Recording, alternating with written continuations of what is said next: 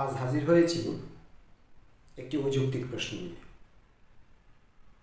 না, প্রশ্নটা অযৌক্তিক না, কিন্তু আমাদের যে স্বাভাবিক যে অভ্যস্ততা আছে, আমাদের এই স্বাভাবিক অভ্যস্ততার সাথে আসলে প্রশ্নটি যায় না, এজন্য অযৌক্তিক বললাম। আচ্ছা, ছবিতে যে দেখতে পাচ্ছেন এটি ব্রহ্মপুত্র নদের গতিপথ। তো এই ব্রহ্মপুত্র নদ বাংলাদেশের রংপুর দিয়ে কেন প্রবেশ করেছে? কেন এটি সিলেট দিয়ে প্রবেশ করেনি? আমরা জানি ব্রহ্মপুত্রের উৎপত্তি হয়েছে কৈলাস পর্বতের জিমাইয়াংমং হিমবাহে। আর এই কৈলাস পর্বতটি হচ্ছে হিমালয় পর্বতমালার একদম পশ্চিমে অবস্থিত। তো সেই জিমাইয়াংমং হিমবাহ থেকে ব্রহ্মপুত্র উৎপত্তি হয়ে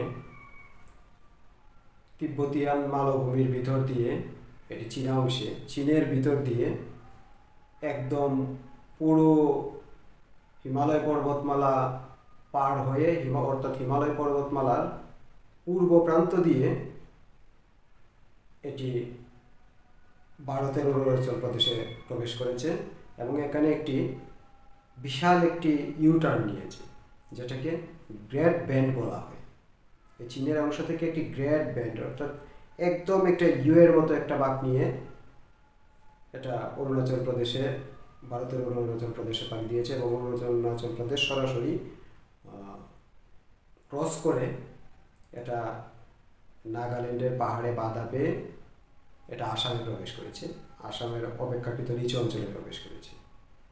তো এটা স্বাভাবিক গতিপথ হতো, আপনারা ছবিতে দেখতে পাচ্ছেন, এটা স্বাভাবিক গতিপথ হতো আসাম থেকে যে পথ ধরে আসছিল এটা যদি সরাসরি বাংলাদেশের সিলেট দিয়ে প্রবেশ করত, কিন্তু সেটা হয়নি।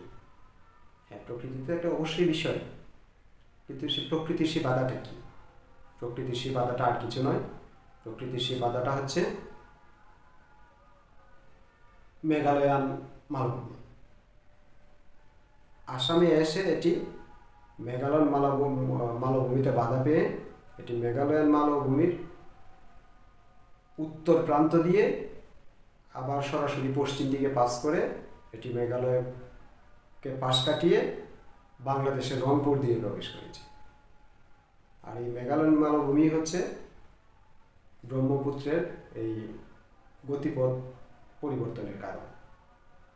এখন এখানে একটি স্বাভাবিক প্রশ্ন আছে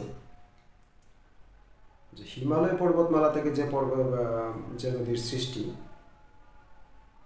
সেটা বয়স কত? হিমালয়ান মালভূমির বয়স কত? হিমালয়ান মালভূমি সৃষ্টির আগেই তো ব্রহ্মপুত্র এদিক দিয়ে পাস হয়ে যাওয়ার কথা ছিল, কিন্তু না, ব্যাপারটা এরকম না। আপনি হয়তো জানেন না, এই মেঘালয়ান মালভূমির উৎপত্তি হিমালয়েরও বহু আগে, অর্থাৎ মেঘালয়ান মালভূমির বয়স হিমালয়ের বয়সের চেয়ে বেশি, যে কারণে হিমালয় থেকে সৃষ্ট এই নদীটি এসে মেঘালয়ান মালভূমিতে বাধা পেয়ে তার উত্তর অংশ দিয়ে পশ্চিম দিকে প্রবাহিত হয়ে বাংলাদেশের রংপুর দিয়ে প্রবেশ করেছে।